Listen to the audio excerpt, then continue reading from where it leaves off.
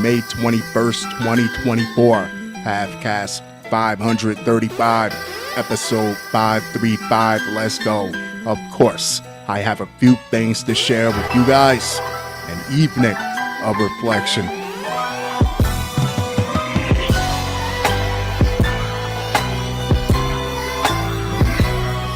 Shall we?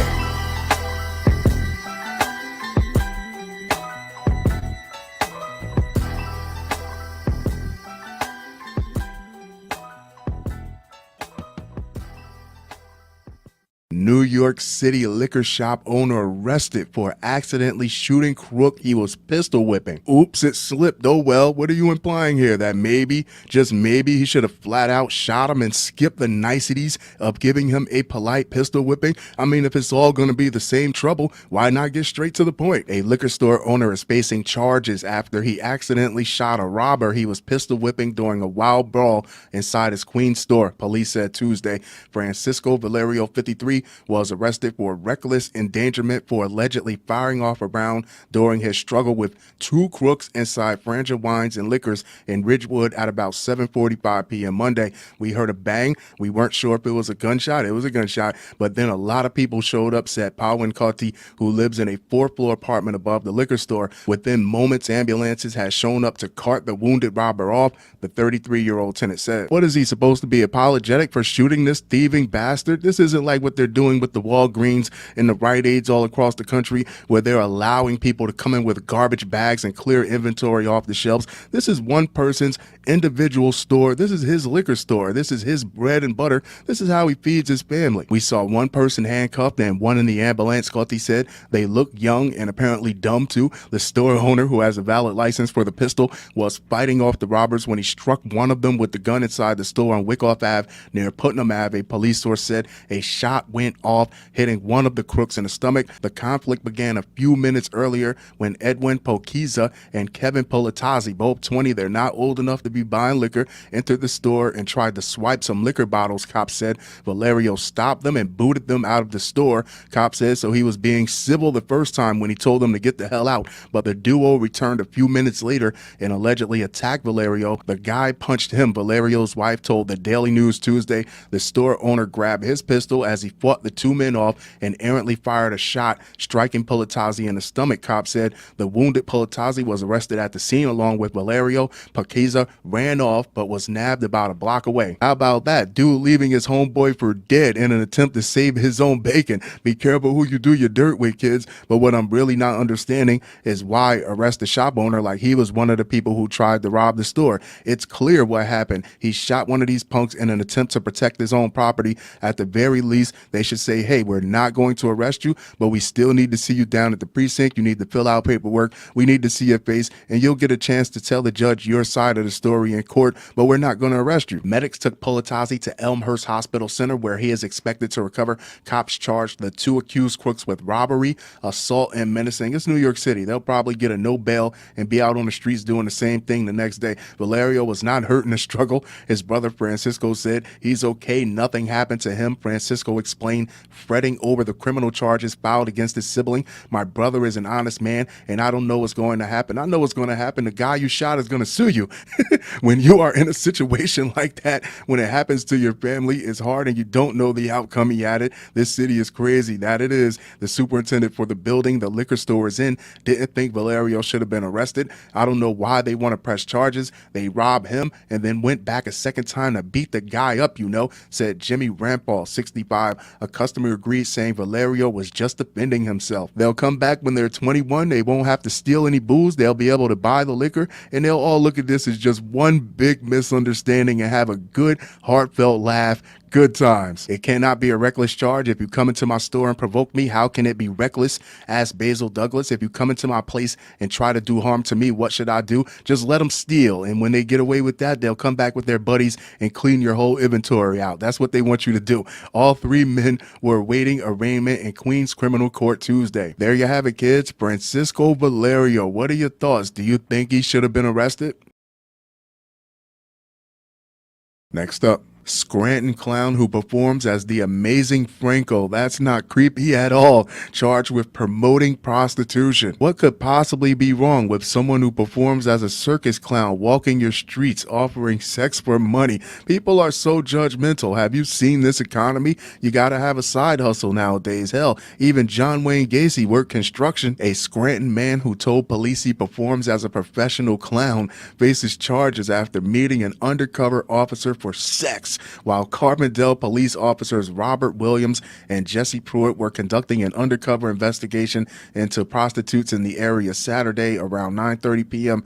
They discovered a posting for a male identified as Francis Bowie who advertised himself in a sexually explicit manner. Was he wearing a nose? And listed a phone number to be contacted for appointments on the escort section of a local website, according to a criminal complaint. Police contacted Bowie via a text message and he agreed to perform sexual acts for $100 an hour at a hotel in the city.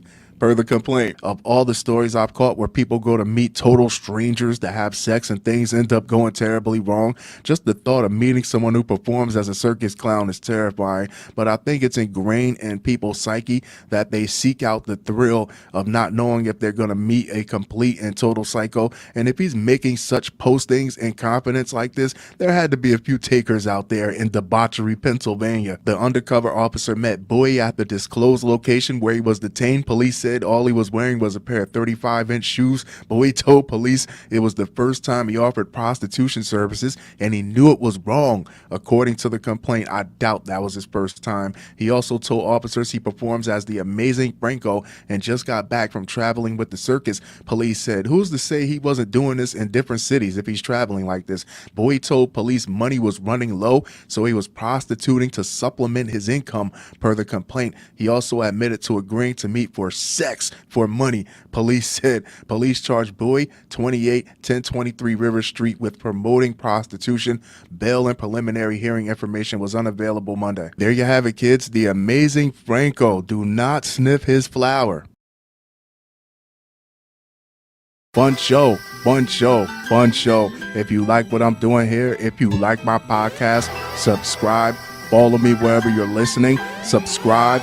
Follow me wherever you're watching. Subscribe to my website, www.watchaeor.com. I'm adding new and old content to it every day. If you would like to make a donation, my Cash App, my PayPal, my Buy Me a Coffee, all that info is up on the website, www.watchaeor.com. That being said, I'm going to wrap this one up, but I'll be sure to talk to you guys very, very soon. Jusqu'à la prochaine fois.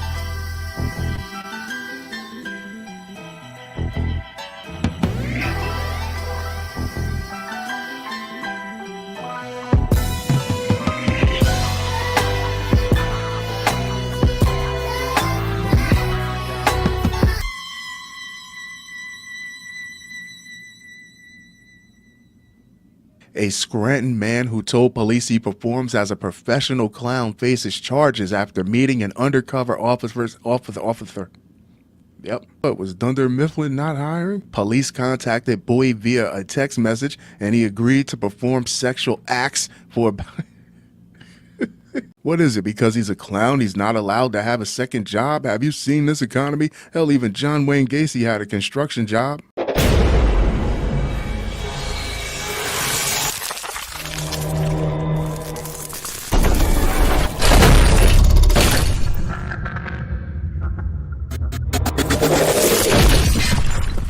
May 18th, 2024, Halfcast 534, episode 534, let's go.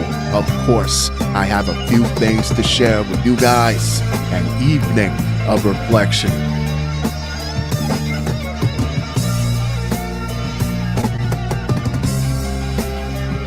shall we?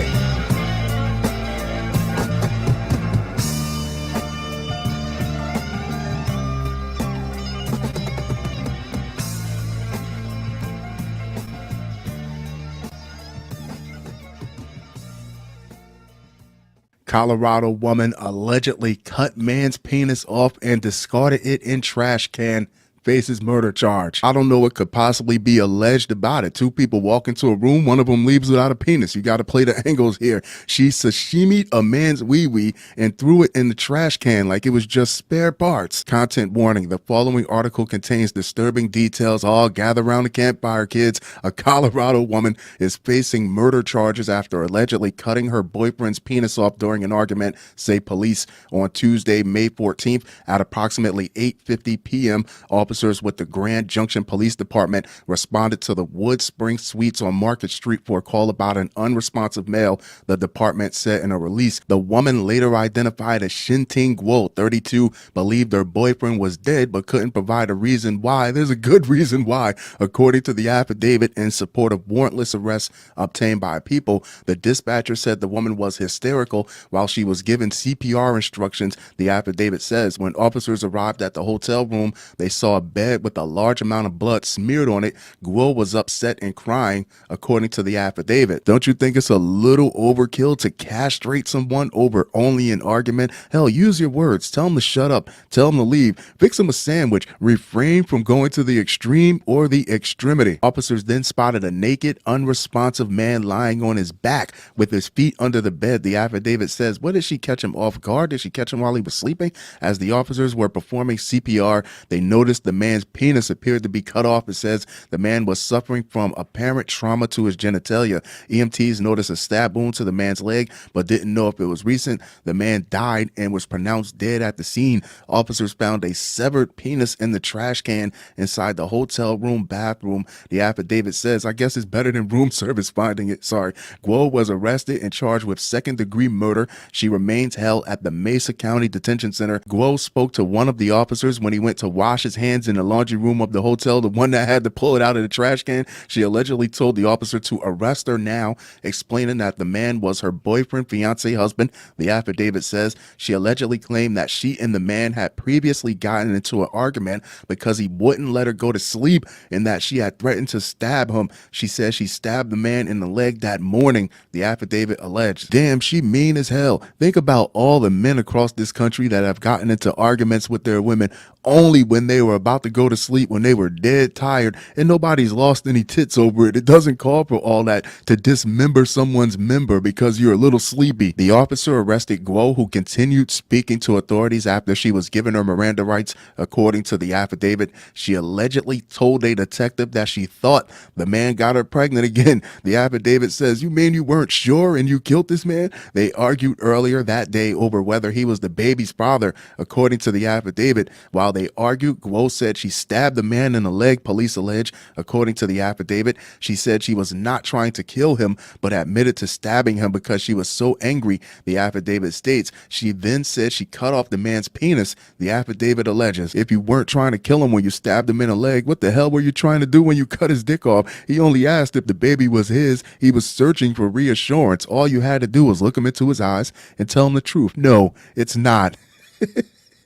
I mean, if you don't like the weather, you don't cut the thermometer off, do you? As if what already happened wasn't horrible enough. After that, she said she didn't think the man was in any pain. Why would you think that? So she went to a nearby store and bought rubbing alcohol, antibiotics, and beer. The affidavit alleges she said she forgot to buy bandages. The affidavit claims this is what women think we run on. This is what women think we need to function. As the day wore on, the man said he felt cold and feared that he might die. According to the affidavit, she gave him ibuprofen, water, and greens. The affidavit alleges, here, get up and walk it off. It is unclear whether Guo has retained an attorney who can speak on her behalf. She is scheduled to appear in court on May 22nd, according to online court records. Authorities have not released the victim's name. There you have it, kids. Shinting Guo, the boner butcher. People crash out over questions like that for one of two reasons. Either they're highly upset because they're telling the truth, or they're overcompensating because they're hiding something. Which one do you think?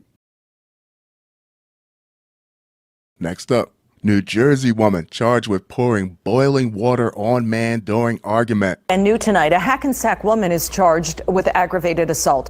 Police say Evelyn Sampson dumped boiling water on a man earlier today during a dispute at an apartment complex on Lehigh Street. The man was taken to the hospital with minor injuries. Sampson is in the Bergen County Jail tonight pending a court appearance.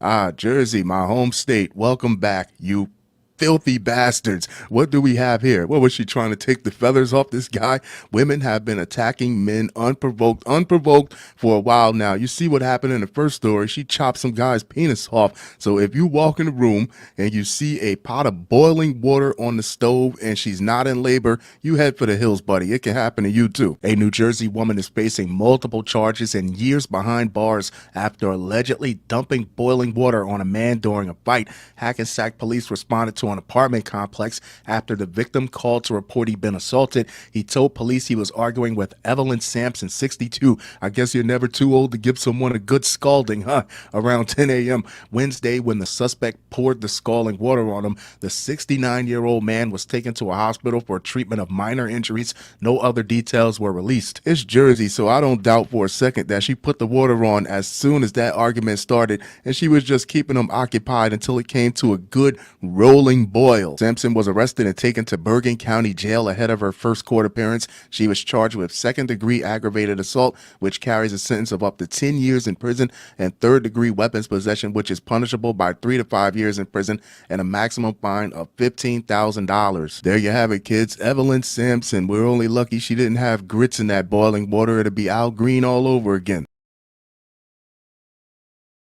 Next up. Knife-wielding maniac who allegedly smashed windshield of NYPD patrol car with cops inside before attacking them, released by judge. The Big Apple. I want to wake up to a rat eating a chopped cheese. New York really needs a Batman, because what's the point of being a cop if you can't beat up any criminals? The pay sucks. People don't respect you. It's a highly thankless job. If you can't knock a few heads along the way, where's the gratification? Literally taking the fight out of fighting crime. A knife-wielding maniac, isn't that half the city on any given weekday, who smashed the NYPD cruiser's windshield as a pair of cops sat inside and then punched them as they tried to arrest them in the Bronx last month, has been released by a judge, the Post has learned. Patrick Young was holding a large knife when he allegedly ran up to the patrol car around 5 p.m. I would have shot his ass. April 23rd in Bedford Park. He dropped the knife and punched the driver's side window repeatedly,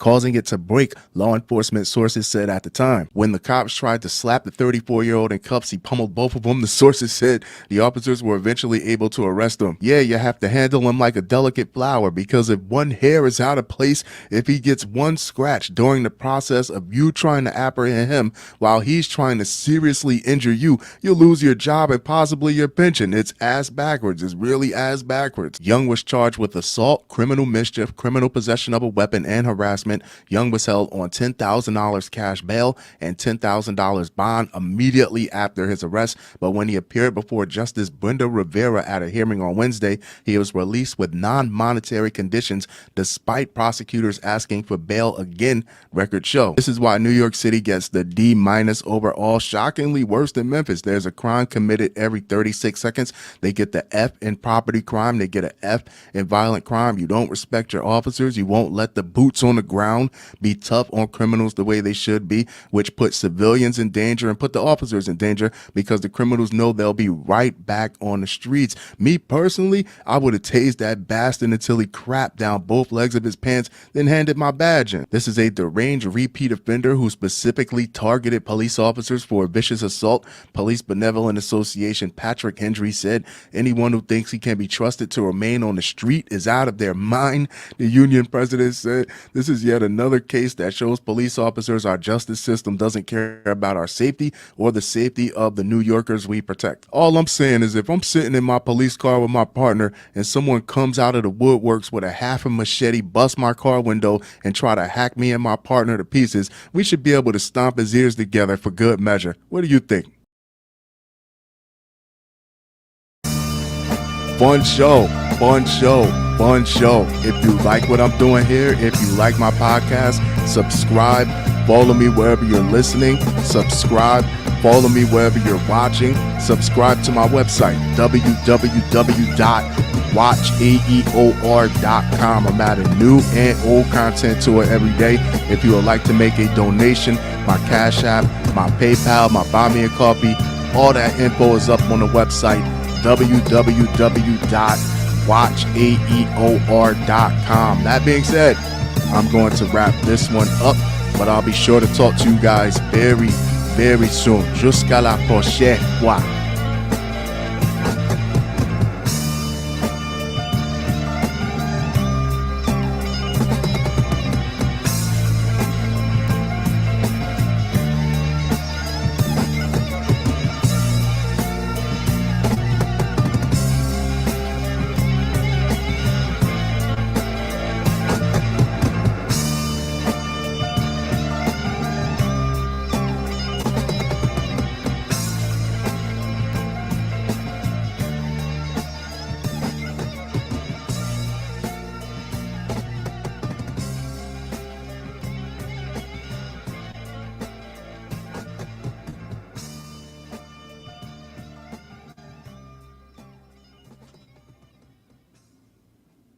Jersey, my home state. Welcome back, you filthy bastards. New York City. I want to wake up to a rat eating a chopped cheese.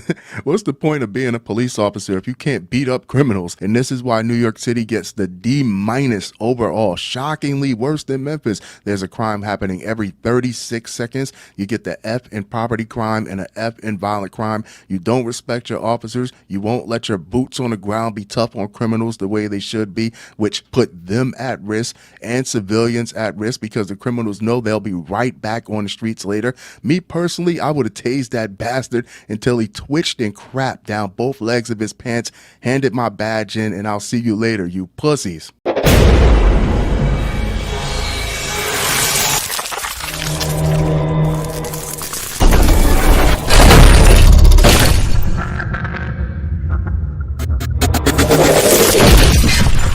May 14th, 2024, Halfcast 533. Episode 533, let's go. Of course, I have a few things to share with you guys. An evening of reflection.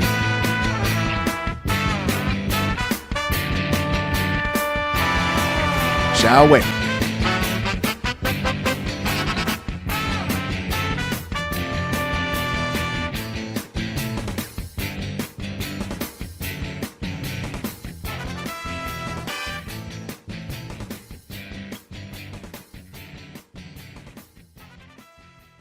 Troubled judge, trouble is an understatement, facing 8 felony gun charges, indicted again after alleged drive-by shooting at brother-in-law's house. That's a lot. We're learning a judge from Oklahoma This is what he was dealing with before we even got to this headline. He was already knee-deep into something else. On September 11th, APD responded to reports of gunfire in East Austin.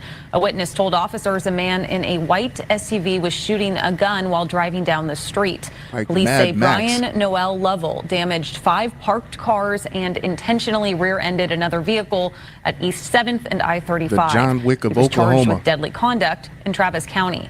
Lovell is a judge from Garfield County, Oklahoma. Remember that Nevada judge that everyone was so fake outraged at because she took a picture in a hot tub with her bathing suit on? Doesn't sound so bad now, does it? Because since then we've had the Pennsylvania judge that shot her man in the head while he was sleeping. Now we have this epic rageaholic who seems like a Terminator with a robe on, who was still presiding over cases while these charges were wide open. This judge was out of order. Who wrote this? I'll allow it. A sitting Oklahoma judge already facing multiple felony gun charges in Texas has now been indicted for allegedly riddling his brother-in-law's home with bullets in a drive-by shooting in his home state, authorities said. Garfield County Associate Judge Brian Lavelle, 59, was charged with fresh felony accounts to go with those old ones that are still open of discharging a firearm into a dwelling and use of a vehicle to facilitate the discharge of a firearm last week in connection with the February 12th,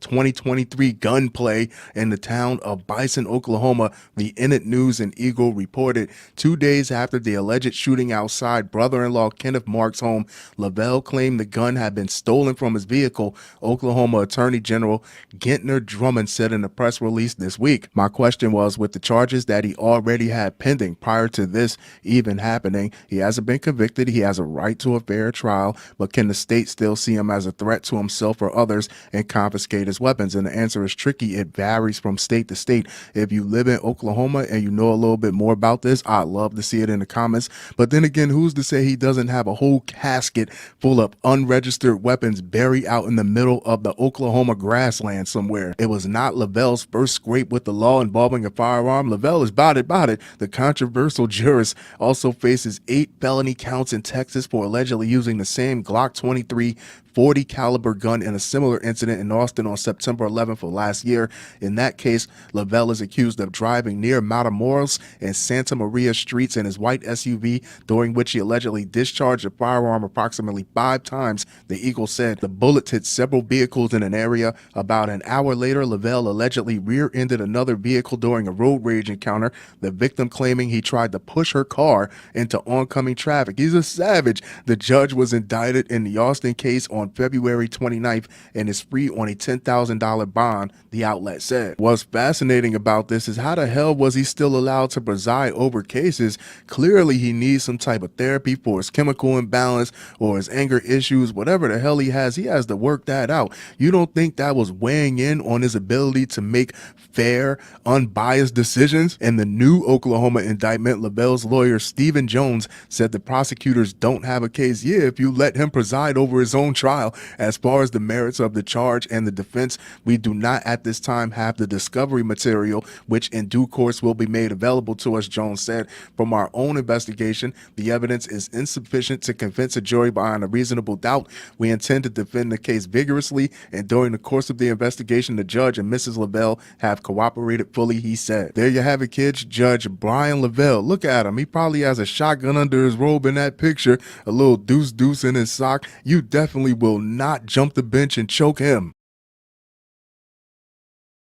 Next up, Nashville police officer fired over OnlyFans video showing traffic stop. According to my new favorite website, crimegrade.org, where an A is the safest, Nashville gets a D overall, with a D in property crime and a D in violent crime. They're in the top 18% of cities with the most unsafe areas, and on average, a crime happens every 4 minutes. Now I know why. At least teachers have the decency to wait until the kids leave the classroom before they start filming OnlyFans. But no, not this guy. He's just riding around on patrol with his dick out, looking for a spot to set up. Warning, this story contains explicit details. Oh, this should be good, kids. The Metropolitan Nashville Police Department in Tennessee recently fired a police officer who allegedly appeared in an OnlyFans video in uniform. The video, which was obtained by local outlet WTVF, appears to show the officer engaging in sexual activity with a woman during a fake traffic stop. The officer's face is deliberately hidden in the video. The amateur video was shot from the perspective of a man in the front passenger seat and shows the officer pulling up in a white car. After seeing the squad car, the woman in the driver's seat is quoted as saying, "I'm not going to get a ticket. I'm going to show him my tits."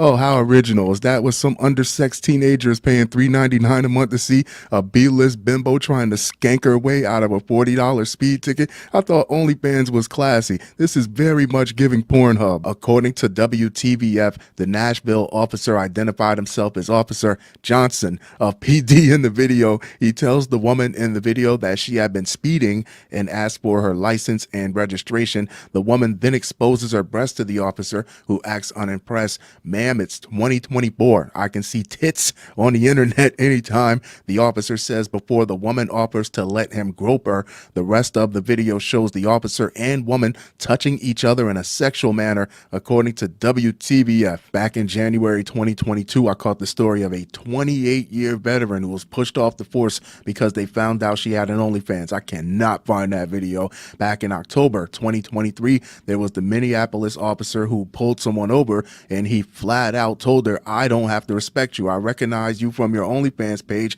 I subscribe to your OnlyFans page.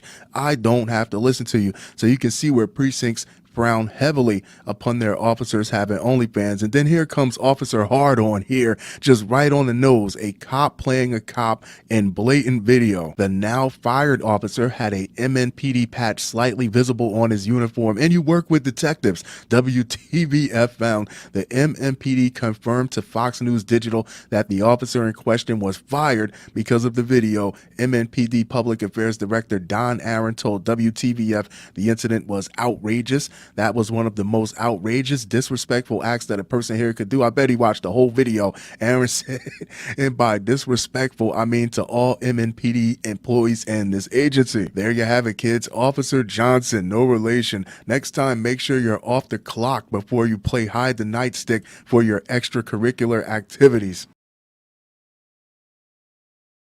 Fun show, fun show, fun show. If you like what I'm doing here, if you like my podcast, subscribe, follow me wherever you're listening, subscribe, follow me wherever you're watching, subscribe to my website, www.watchaeor.com. I'm adding new and old content to it every day.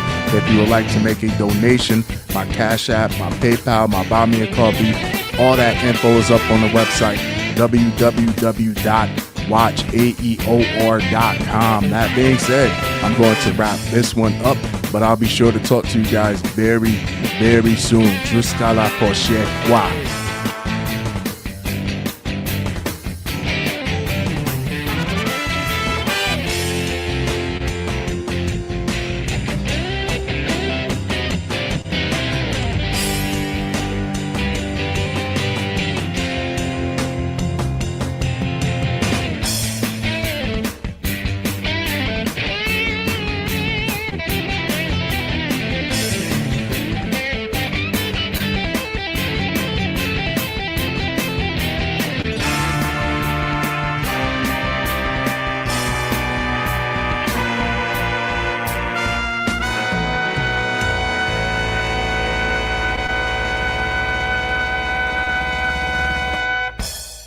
The amateur video was shot from the perspective of a man in the front passenger. I'm not doing that again. Your city is in the top 18% for unsafe areas, and you're riding around with your hog out. You're riding around with your dick out.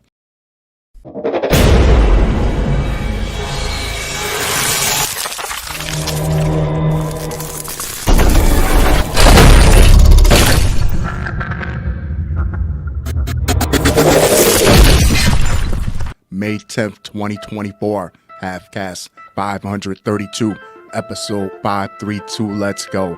Of course, I have a few things to share with you guys, an evening of reflection.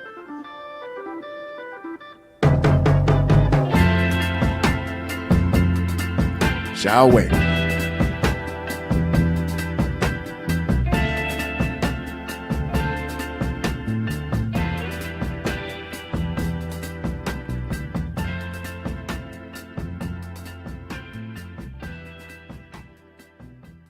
Ex-cop says newly imposed prison sentence has already set him straight. I have seen the error of my ways. I have seen the light. Well, damn, did he do a single push-up, pull-up, or dip before he came crying to the judge? Where was this insight? Where was this newfound version of yourself when the old version was out there getting you put in a hooscow? Oh, no, buddy. That's not the type of poker we're playing here. The name of the game is not let him go. The name of the game is hold him. Less than a month after former police officer Walter Pacheco was sentenced to prison for his repeated harassment of a woman, he has asked the judge to rescind that punishment and give him probation instead. According to court records, the court's action of sentencing the defendant to prison has impressed upon him the importance of living a lawful lifestyle. Not back when you were a civilian or even a police officer did the importance of living a lawful lifestyle mean anything to you.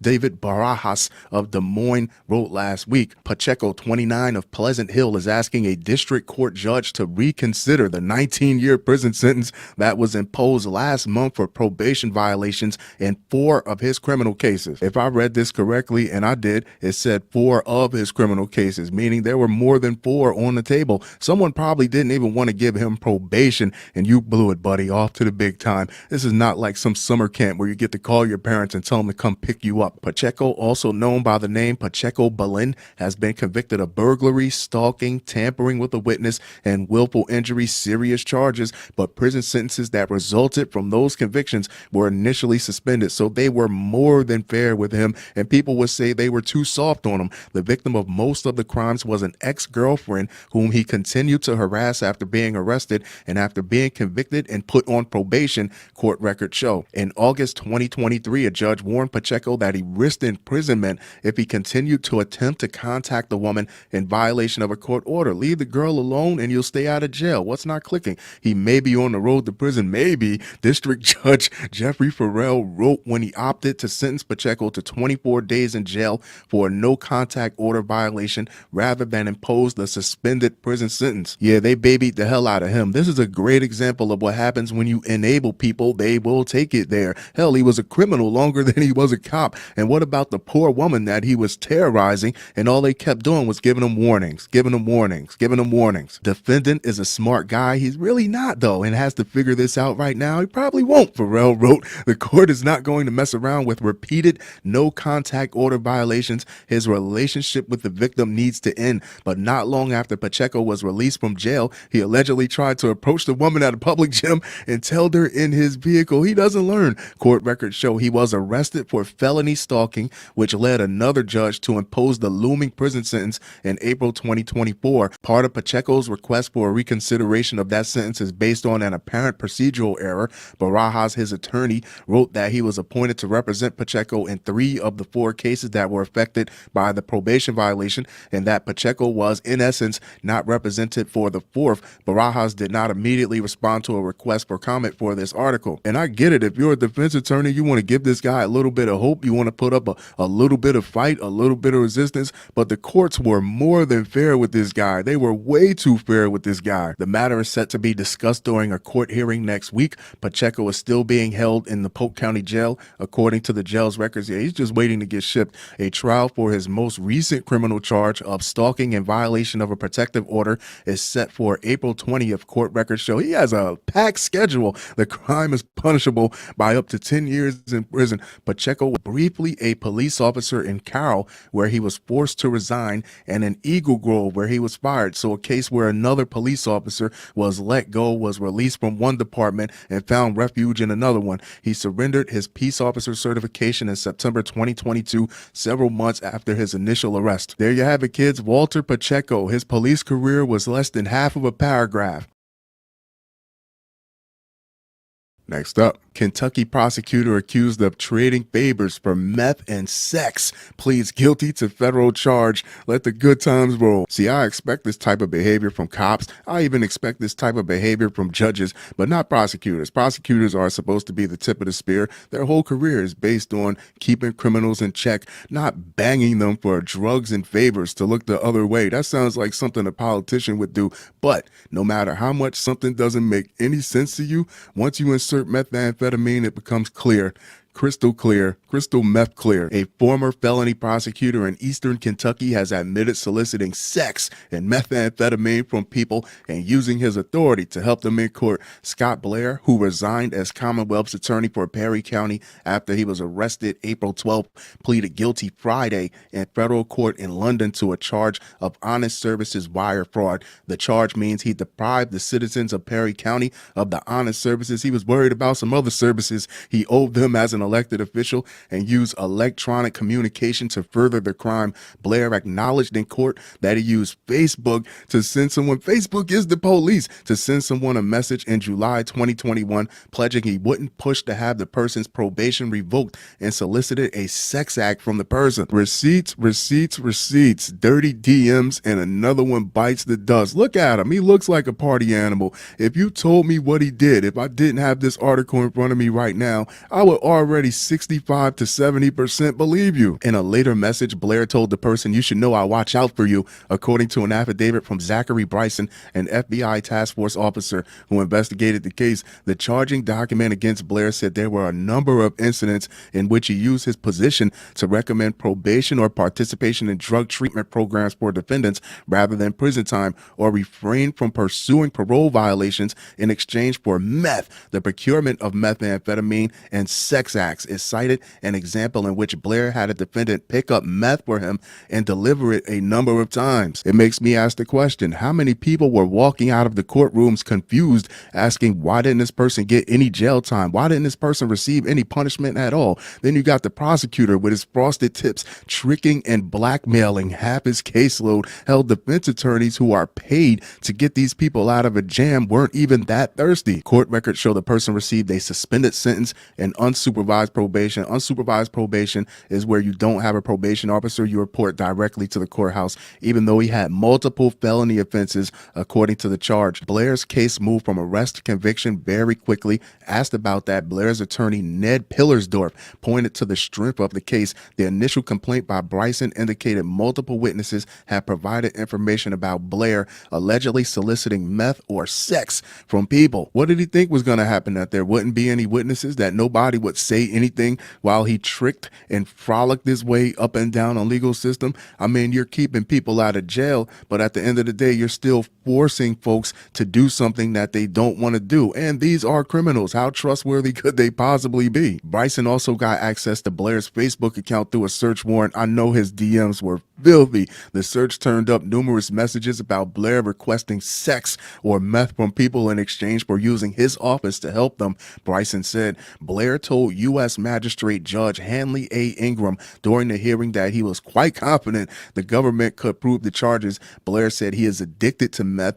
and feels great contrition over his conduct. He resigned as Commonwealth's attorney soon after being arrested and said Friday in court that he will give up his law license voluntarily and take steps to remove his name from the ballot. Me personally, I feel like half the people that work within the legal system across the whole country is either smoking or snorting something, but at least they have the common decency to call themselves up a prostitute and keep the shenanigans away from the workplace. Blair took office as Commonwealth's attorney in 2019 and was unopposed for another term this year. Yeah, he got a little too big for his britches. At the end of the day, this is a textbook example of how methamphetamine corrupts your judgment. Pillersdorf said the charge against Blair is punishable by up to 20 years in prison, but Blair's sentence will likely be less than that under advisory guidelines. Ingram said he would recommend that U.S. District Judge Robert E. Weir accept Blair's guilty plea. There you have it, kids. Scott Blair. Blondes really do have more fun.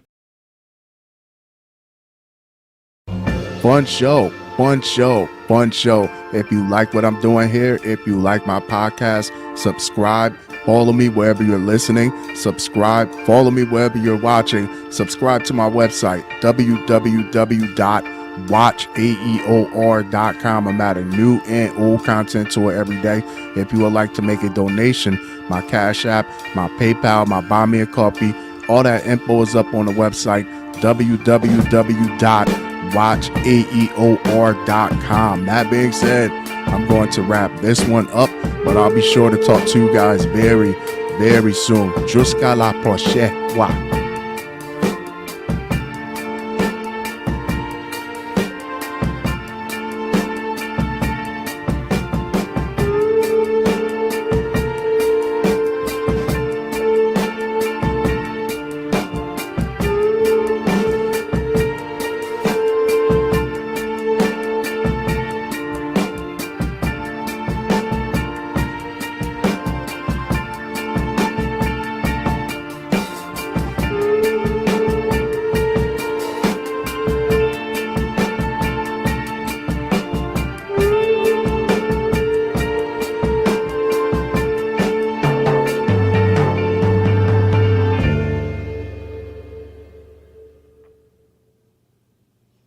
Tell me where he touched you of prosecutors. What did he think was going to happen? That nobody would say anything while he tricked and frolicked his way up and down the legal system? See, I expect this type of behavior from cops. I even expect this type of behavior from judges, but not prosecutors. Prosecutors are supposed to be the tip of the spear. Their whole career is based on keeping criminals in check, not banging them to keep them out of jail. That sounds like something a politician would do. May 7th, 2024, Half-Cast 531. Episode 531, let's go. Of course, I have a few things to share with you guys. An evening of reflection.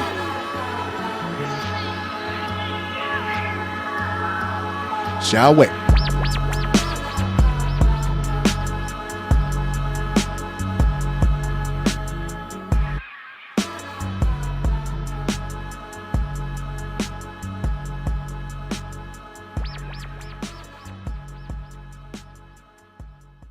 Ex-interim police chief arrested again for stealing police equipment, Georgia Bureau of Investigation. Crooked cops, my favorite. Back in December 2022, I caught the story of Matthew Luckhurst, a San Antonio police officer who was fired after giving a homeless person a feces sandwich. Later, he was hired by the Floresville Police Department, and when the public found out who he was, they went to the mayor and said, no, we don't want him policing our streets. So what I'm trying to say is, even though these police precincts across the whole country are facing a shortage of personnel, you can't skimp on integrity, and these type of things happen when you do. A former interim police chief has been arrested for a second time after authorities said he stole equipment from a police department. The investigation ties back to Gerald Rafferzetter. I will be calling him JR for the rest of this article. 57 of Forsyth, Monroe County, Georgia. JR is the former interim Woodbury police chief. On January 31st, Woodbury police contacted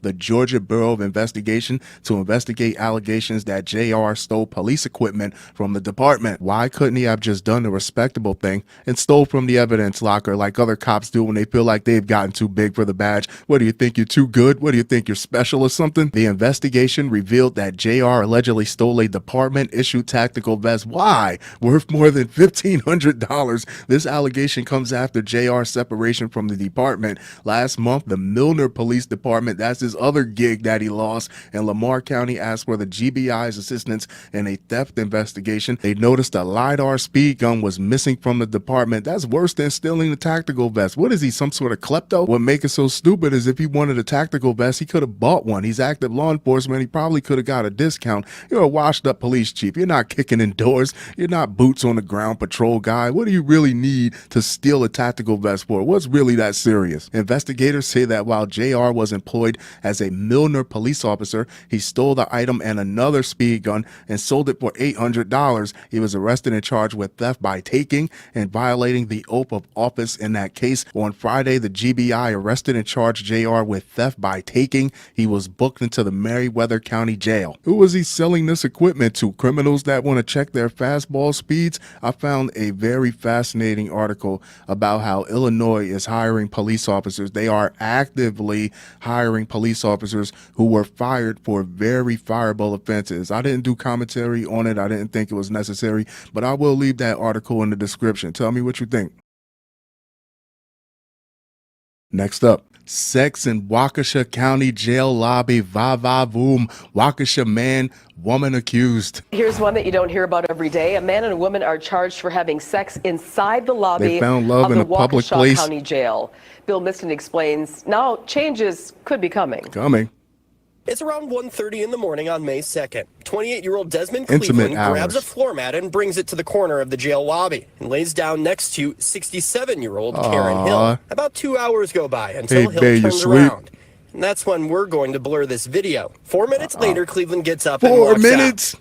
And not much later, That's all he another had. woman walks into the lobby. The incident highlighting an area that a county supervisor says the county Good is grief. lacking in. It's a love story, kids, and I, for one, couldn't be more proud for the both of them, because if that old bat can get out there and find someone to really knock her hip back into place from time to time, there's some hope out there for all of us. A Waukesha man and woman separated by nearly 40 years in age face disorderly conduct charges for having sex in the Waukesha County jail lobby. The accused are 28-year-old Desmond Cleveland and 67-year-old Karen Hill. He laid the floor mat out for her like a true gentleman. You can learn something from this guy, fellas. According to the criminal complaint, a sheriff's deputy was dispatched to the Waukesha County jail lobby on Thursday, May 2nd for a possible disorderly conduct, lewd, and lascivious call. The jail supervisor called to report 2 individuals had sex in the lobby and that the female, who was later identified as defendant Karen Hill, was still on the scene. He tapped her for sex and she popped up like the Undertaker,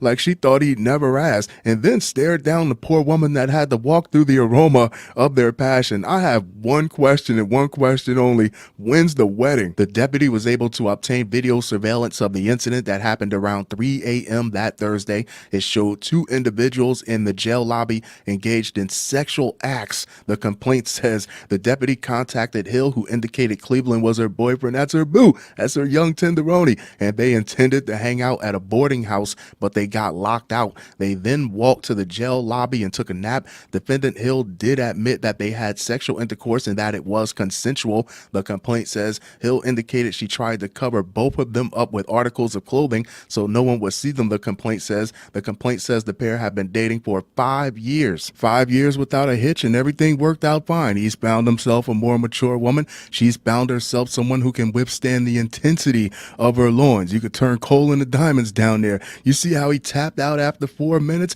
And what's a little exhibitionism in the grand scheme of amore? When the deputy questioned Cleveland about what happened, the complaint says Cleveland stated sex happens. Where's the lie? Cleveland also said he knew there were cameras. He's letting you Jezebels out there know he's taken, damn it. Hill and Cleveland made their initial appearances in Waukesha County Court on the disorderly conduct charges on Friday, May 3rd. Each was given a signature bond of $1,000. The incident highlights an area that a Waukesha County supervisor said the county is lacking in. They didn't believe they had any authority to remove somebody given the current laws and current state or ordinances, said Waukesha County Supervisor Pete Wolf. The fact that this guy is sitting here telling everyone that they didn't know if they had the authority, that's more shocking than the people actually having sex in the building. It's illegal to have sex in public places. They were in a public place. You send a corrections officer out there, hey, you got to get the hell out of here, and you take your sullied floor mats with you. It's that simple. Wolf said the loitering ordinance has been in the works for a couple weeks,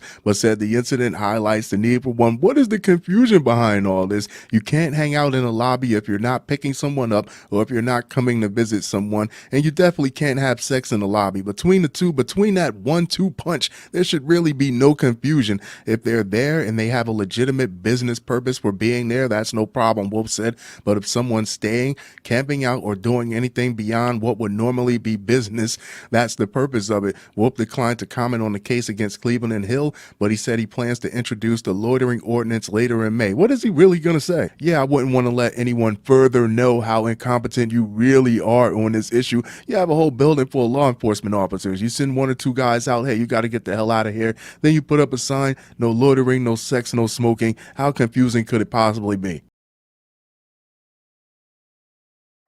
Fun show, fun show, fun show. If you like what I'm doing here, if you like my podcast, subscribe, follow me wherever you're listening. Subscribe, follow me wherever you're watching. Subscribe to my new website, www.watchaeor.com. I'm adding new and old content to it every day.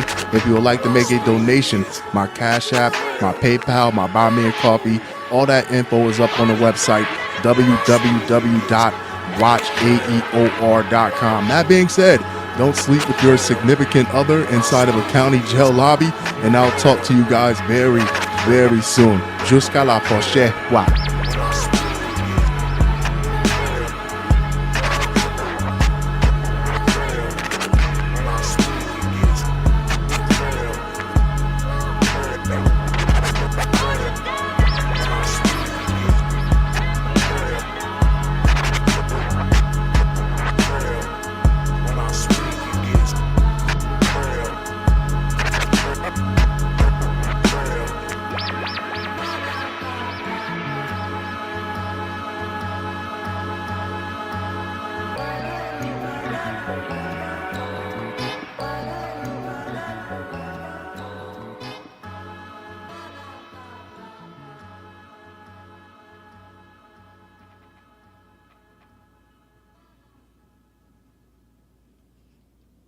He tapped her for sex and she popped up like The Undertaker.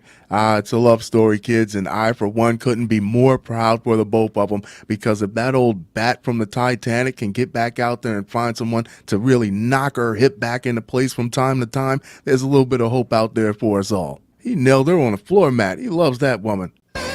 May 1st, 2024, Halfcast 530, episode 530. Let's go. Of course, I have a few things to share with you guys. An evening of reflection.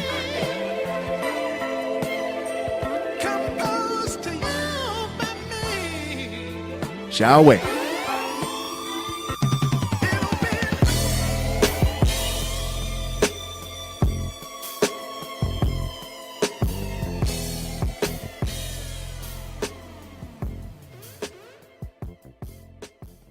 Man expecting sex with woman in parking garage, how classy, gets shot instead, Louisiana cops say. What do you mean we're meeting in a parking garage? Nothing good ever happens in a parking garage. Watergate happened in a parking garage.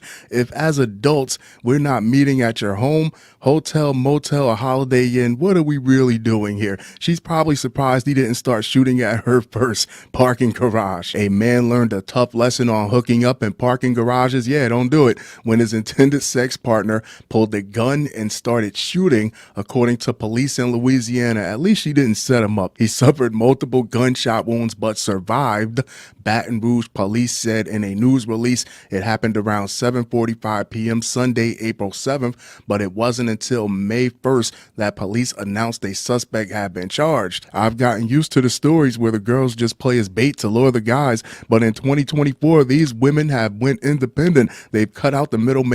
They've figured out that if you put just a little bit of coochie at the end of a rope, these guys will come a-marching, and there's not a price they won't pay, not even their own lives. Latoya Matthews, 23, is accused of shooting the 24-year-old victim in a parking garage on Lafayette Street, 1 block east of the Mississippi River. Officials said Matthews picked the victim up after meeting on Instagram Death Trap and drove to the LaSalle parking garage to have sex, police said. As the victim prepared to have sex with Matthews, that only means he had his junk out. How much preparation does a guy really need? She shot him multiple times. The victim was able to escape from the vehicle and seek assistance. There can't be too many ways you could catch a man slipping more than this. A confined space within a confined space with your pants down, a box within a box. And it doesn't even say she was trying to rob anyone. It just sounds like she was trying to take someone out. He was hospitalized with multiple non-life-threatening wounds, police said. Matthews fled to Houston, Texas, and was recently extradited, police said. She has been charged with attempted second-degree murder and illegal use of a weapon, police said. A motive for the shooting has yet to be revealed. There you have it, kids. Latoya Matthews. Me personally, I think it was a robbery gone wrong, and he was lucky to get out of there with his life. But without a clearly defined motive, it kind of leaves things up in the air. What do you think? Next up, here's another one. Blind date gets terrifying as flirtatious banter leads to gunshots, Florida cops say. L is for leaving here immediately. O is for officer, she shot at me. V is for very vicious, duplicitous, suspicious. E is for escaping you. I can't believe I thought of dating you. Modern romance, is that an oxymoron? Nearly got a man killed when a date arranged via social media proved to be a setup. According to Florida investigators, the victim discovered this the hard way when his date, identified as Crystal Skiba, pulled out a gun and demanded money. The Hardee County Sheriff's Office reported in an April 30th news release. Investigators say the seemingly innocent online connection turned into a nightmare when the victim drove about 25 miles from Arcadia to a woman's home in Washula. And you see her, she's not an ugly girl. She looks a little crazy in the eyes, but what woman doesn't? You think you hit the jackpot, but you fail to ask yourself, if she's so hot, why isn't someone in her hometown banging her, wiping her up, or dating her? You know why? Because they know better. What began as flirtatious banter quickly escalated into a harrowing ordeal. The victim, whose identity is being withheld for privacy, was invited inside, where he was met with unexpected aggression, which could be sexy depending on what you like. The sheriff's office reported Skiba allegedly attempted to seduce him. Before revealing her true intentions, it became apparent to the victim that he was in a dangerous situation when Skiba demanded payment and brandished a handgun, blocking his exit. He managed to get out of the home, but the woman began firing shots at his vehicle as he sped away, officials said. That flirtatious banter will get you, because not everyone has charming, engaging conversation. Luckily, he snapped out of it like, hey, wait a minute, this isn't sexy at all. And at least he didn't get caught with his pants down like the guy in the first story. The man was not injured and reported the incident to the sheriff's office, which sent detectives to the home. Detectives uncovered not only the firearm used in the incident, but also illicit narcotics. The sheriff's office said, it's Florida, so you just know it was meth. 2 minor children were present during the ordeal. That's messed up. Further compounding the gravity of the situation, Skiba faces a series of charges, including attempted first-degree murder, shooting into an occupied vehicle, and possession of a controlled substance, among others. The sheriff's office said Wauchula is about a 70-mile drive southeast of Tampa. You want to know what's wild? In a lot of these stories, you already know what the guy is coming there for. So if you tell him to bring money, there's a very good chance that he'll bring money. You're working too hard, sweetheart. There you have it, kids. Crystal Skiba, crystal meth. Be crystal clear to consult your crystal ball. Next up, biological matter in his hair. Ill. Murder suspect accused of eating victim's face at bus stop near Las Vegas Strip.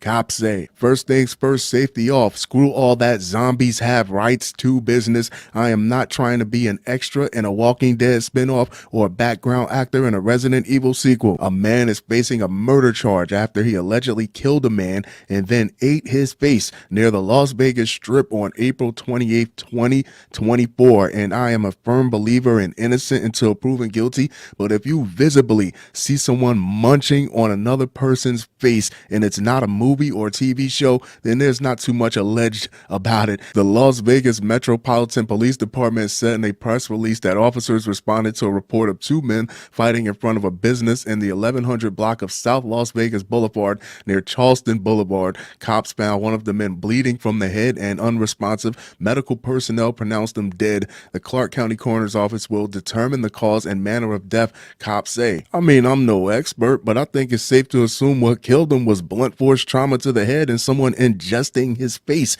Not too much different from a common shellfish. Detectives later learned that 31-year-old Colin Check allegedly attacked the victim. Local CBS affiliate KLAS obtained documents that said a 911 caller told cops that a man was eating another man's face at a bus stop. This is wild. When officers arrived, they found Check kneeling next to the victim, biological matter in his hair, mouth, and on his clothing. The documents reportedly stated the victim, identified as Kenneth Brown, was reportedly missing an eye and ear. He also had a large cut on his head. I bet you Vegas law enforcement sure misses the days when their biggest problems was the mob and prostitutes. Now it's become aliens, cannibals, and or zombies. Check, who was going in and out of consciousness while in police custody, allegedly later told detectives that he is homeless and had been awake for 5 days straight. You know it does that, right? Because something was possessing him. He also admitted to using his teeth to eat the victim's eyeballs and ears. The documents reportedly stated it was pretty bizarre, man.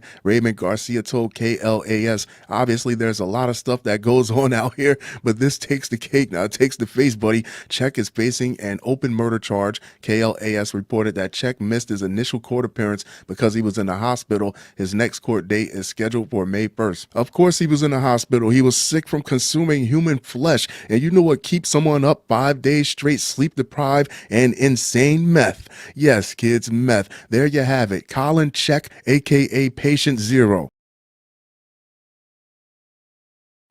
Fun show, fun show, fun show. If you like what I'm doing here, if you like my podcast, subscribe, follow me wherever you're listening, subscribe, follow me wherever you're watching, subscribe to my new website, www.thebrandonbrown.com. watchaeor.com. I'm adding new and old content to it every day. If you would like to make a donation, my Cash App, my PayPal, my Buy Me a Coffee, all that info is up on the website, www.watchaeor.com. That being said, I'm going to wrap this one up, but I'll be sure to talk to you guys very, very soon. Jusqu'à la prochaine fois.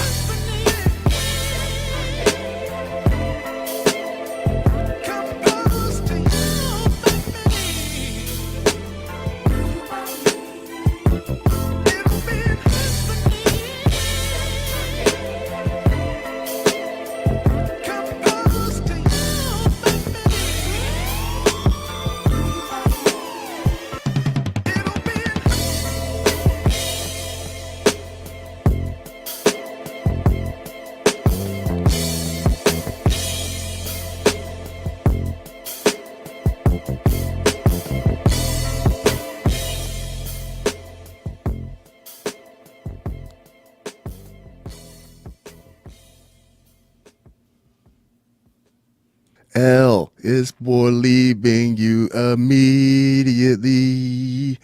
O is for officer, she shot at me. V is for very vicious, duplicitous, suspicious. April 28th, 2024, Halfcast 529. Episode 529. Let's go. Of course, I have a few things to share with you guys. An evening of reflection.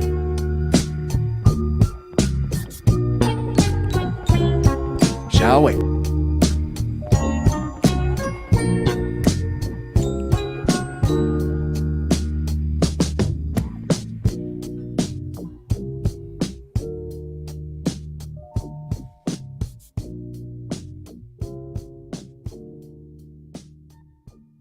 Stolen boat suspect dons dress and wig in poor attempt to disguise himself. This is how police knew he wasn't some sort of trans or gender variant. At least they would have had the decency to shave their legs before they put on that $5 dress bar and get up. He looks like the fifth Golden Girl. Hey, ma'am, can we ask you a few questions? Is that a bottle of Old Spice in your pocket, or are you just happy to see me? A man is accused of stealing a boat after he attempted to evade arrest by disguising himself as a woman in Lakeport on Wednesday. The Glades County Sheriff's Office GCSO said just after 3 p.m. deputies were investigating a recovered stolen boat in the old Calusa Lodge area. As deputies searched the surrounding area, they saw 33-year-old Joshua Kalaka allegedly exiting a residence dressed as a woman in an attempt to conceal his identity. It's a weird way to duck the cops, especially when it seems like he could have just stayed in whatever residence he was in for a little bit longer. I mean, if you're an investigator trained to trust your gut, seeing a woman without a purse or a pocketbook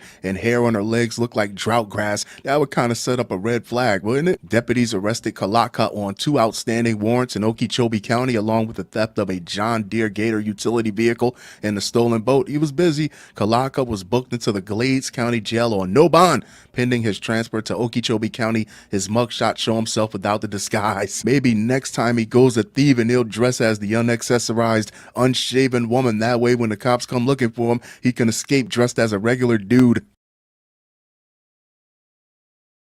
Next up, retired pro wrestler, failed congressional candidate indicted in Vegas murder case. Is this what people told their guidance counselors they were going to do if they didn't become that astronaut, that pro athlete, or that star podcaster, that politics would always be the safe bet? Hell, are these the only people that are willing to occupy office? Alleged killers, shysters, grifters, rageaholics. The bar is low and the pickings is slim. A retired professional wrestler and former congressional candidate in Nevada and Texas, a 2-state loser, has been indicted on a murder charge in the death of an Idaho man who suffered a head injury during a Halloween party at a Las Vegas Strip hotel. That's like 4 states in one paragraph. Daniel Rodimer, 45, who now lives in Texas, is expected to appear before a Nevada judge May 8th following his indictment Friday in the death of Christopher Tapp. His defense attorneys David Chesnoff and Richard Schoenfeld said Friday that Rodimer maintains his complete innocence and looks forward to his day in court. At least the old candidates knew it was bad for optics takes to get caught jerking someone off in a movie theater, to get caught pulling off a drive-by or choking a kid out in a Walmart, these new candidates don't care. They are up close and personal. Tap, 29, of Idaho Falls, was injured October 29th at the Resorts World Hotel and taken to a hospital where he died several days later. Police said he has served more than 20 years in prison in Idaho in a 1996 killing before receiving an $11.7 million settlement from Idaho Falls in 2022 in a wrongful conviction lawsuit. Investigators initially believed Tap had been fatally injured in a fall, but they later learned that he had been in an argument with Rodimer. I know this may be a bit of a sidebar, but for so many of these murder cases where the person is actually innocent, the system makes sure they do the whole time, the whole 20 plus years, as if they were really guilty of murder, and I just don't think that's a coincidence. Rodimer, a Republican, what a surprise, gangbanging ass Republicans who lost bids for Congress in Nevada in 2020 and in Texas in 2021, surrendered to Las Vegas police for his arrest March 6 and remains free on a $200,000 bail. I know somewhere there's a Democrat doing something that they really shouldn't be doing, something that's illegal and unethical and probably immoral, but goddamn, these Republicans are running the streets. Fun show, fun show, fun show. If you like what I'm doing here, if you like my podcast, subscribe, follow me wherever you're listening, subscribe, follow me wherever you're watching, subscribe to my new website, www.watchaeor.com. I'm adding new and old content to it every day. If you would like to make a donation, my Cash App, my PayPal, my Buy Me a Coffee, all that info is up on the website, www.watchaeor.com. That being said, I'm going to wrap this one up, but I'll be sure to talk to you guys very, very soon. Jusqu'à la prochaine fois.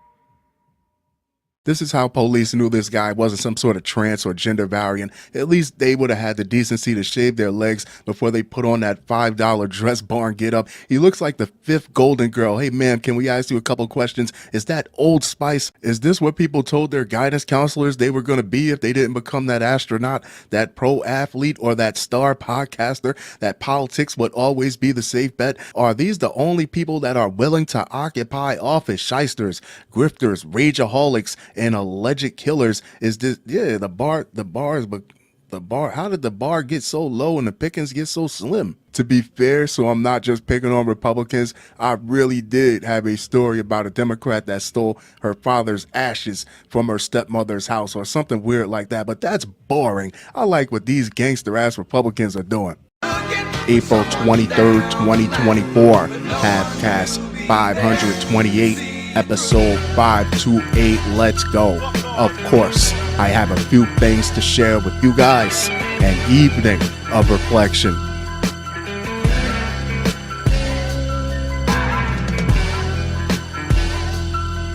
Shall we?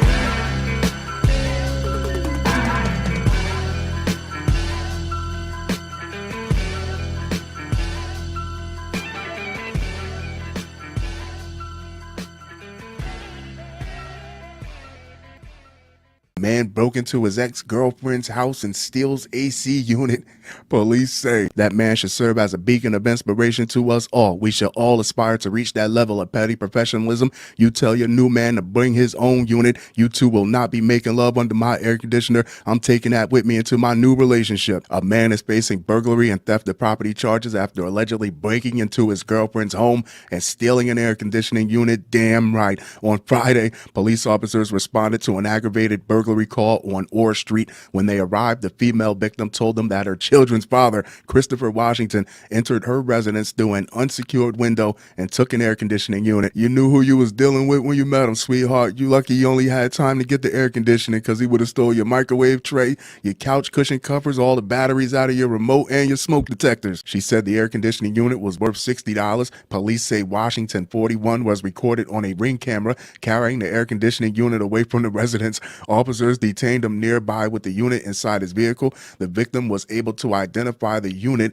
as the one taken from her home. Officers also located 3 social security cards and 1 debit card that were taken from the residence. Most likely that was the kid's social security card, so you know he was going to bring them back. That's the best way to keep an open dialogue with your ex. I wonder if they touched their hand to the AC unit to see if it had been recently used, like when somebody just drove a car. She told officers that Washington did not have permission to enter her home, and that right there is the problem. Washington was taken to 170 North Main Street, where he was read his rights. He waived them and told police that the air conditioning unit found in his vehicle belonged to his uncle. He said he was bringing it to the victim because her air was out.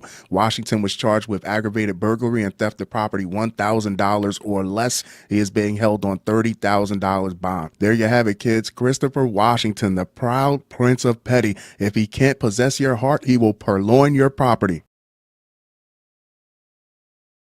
Next up, Baltimore High School athletic director used AI-generated racist rant to frame principal. There are people out there who are just as bad, if not worse, than racists and xenophobes. These are people who care nothing for any individual culture or ethnic background, not even their own, but they know where the tensions lie. They know how to stoke the fires to get the clicks, to get the attention, in some cases to get monetary gain, to capitalize on it, or weaponize it by using it to drag someone else down. A Baltimore school athletic director faces multiple criminal charges after police allege he framed his school principal using artificial intelligence to create a racist conversation that never happened. Baltimore County Police on Thursday arrested Pikesville High School's former athletic director Dejan Darian, 31, for using AI to impersonate Principal Eric Eiswert, making racist and anti-Semitic comments. Darian faces charges of disrupting school activities, retaliation, stalking, and theft as a result of investigation into the recording about black students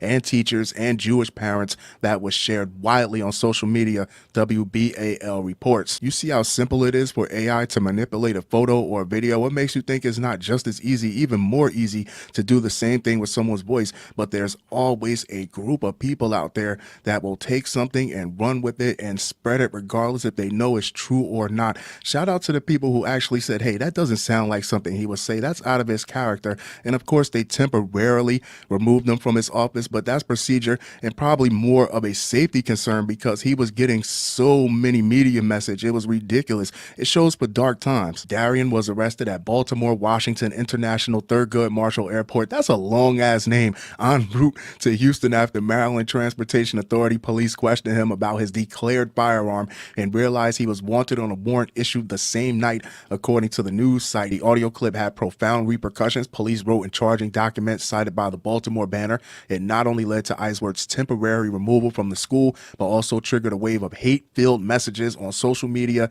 and numerous calls to the school. All you got to do is put a little bit of bait and the piranhas will come running. The recording also caused significant disruptions for the PHS staff and students. The faked racist rant involved a voice that sounded like Eiswert complaining he has to put up with ungrateful black kids who can't test their way out of a paper bag, damn, as well as black teachers who should have never been hired. The voice made to sound as if it were speaking to a woman named Kathy that many interpreted to be Vice Principal Kathy Albert. Also said he was sick of the inadequacies of these people, and if he has to get one more complaint from one more Jew in this community, I'm going to join the other side, whatever the hell that means, the Baltimore Sun reports. Because I'm not so naive to believe that someone can't say these things, but damn, that statement was so jam-packed. You could have split it in half and got 2 people fired with it. That poor vice principal, imagine the shrapnel she must have caught. Like, why would he feel comfortable telling you something like this? The recording was emailed to Darian and 2 physical education teachers at the school around 10 p.m. on January 16th, not even 24 hours after Martin Luther King Day. Pay attention.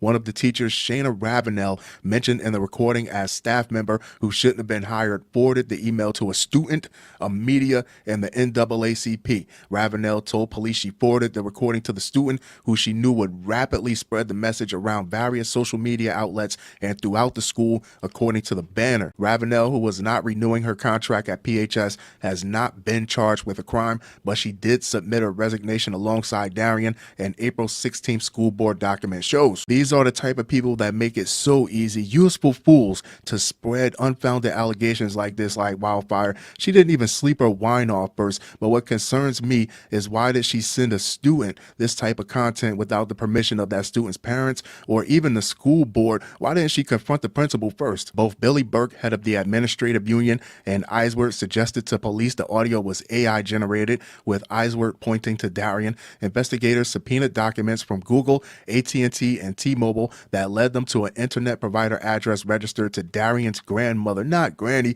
and discovered the recovery cell phone number associated with the Google account was registered to Darian. According to police, a district information technology employee discovered Darian used the Baltimore County Public Schools network to access language tools, OpenAI, and a Microsoft Bing chat service on 3 occasions between December and January 15th, the Sun reports. Martin Luther King Day. Police also learned Eiswert initiated a theft investigation of Darian in 2023, there it is, for allegedly paying a roommate $1,910 to serve as an assistant girls soccer coach, a role the roommate never held. A separate article said misappropriation of funds, misuse funds. You want to know what's interesting to me? I'll tell you anyway. This is only a microcosm. This is only an experiment. This is only an example of what could possibly happen. What if this type of situation happens to a government official or some sort of politician to incite the masses helter-skelter, and people are going to run with it until they figure out that it's fake. But by then, what if the damage has already been done? Multiple AI experts contacted by the Banner and police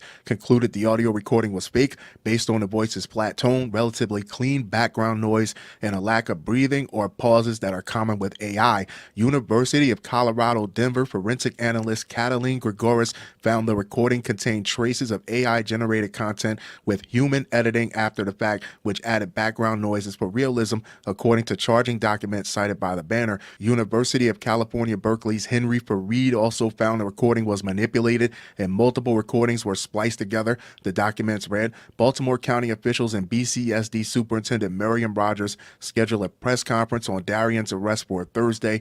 Rogers in January said the highly offensive and inappropriate statements about African-American students, Pikesville High School staff, and Pikesville's Jewish community were disturbing. There are people out there who are racist, unfortunately. Then there are people out there who care nothing for race, religion, or politics, but they know exactly what to use to get people fighting in the comments, to get people fighting with each other in the streets, to sow as much discord and dissension as they possibly can. And AI is only going to be used as a tool to further this in the future. Be careful. Fun show, fun show, fun show. If you like what I'm doing here, if you like my podcast, subscribe, follow me wherever you're listening, subscribe, follow me wherever you're watching, subscribe to my new website, www.watchaeor.com, and adding new and old content to it every day. If you would like to make a donation, my Cash App, my PayPal, my Buy Me a Coffee, all that info is up on the website, www.watchaeor.com. That being said, I'm going to wrap this one up, but I'll be sure to talk to you guys very, very soon. Jusqu'à la prochaine fois.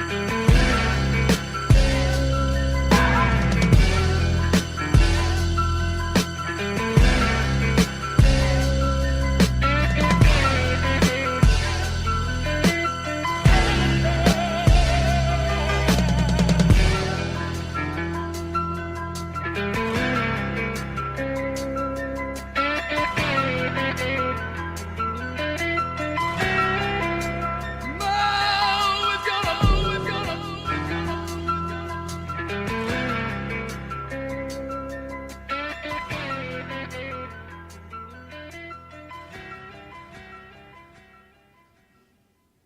You knew who you was dealing with when you met him, sweetheart. Petty patrol. You lucky he didn't steal all the batteries out of your remote controls and take the microwave, and you and your new fella will not be sleeping under my AC.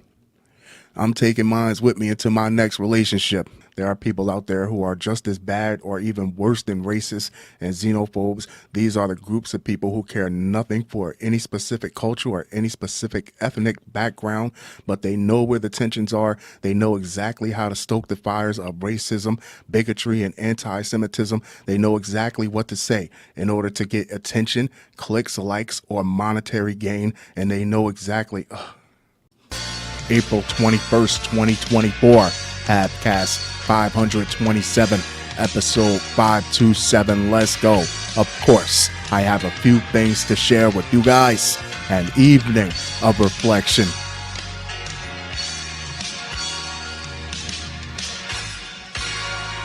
Shall we?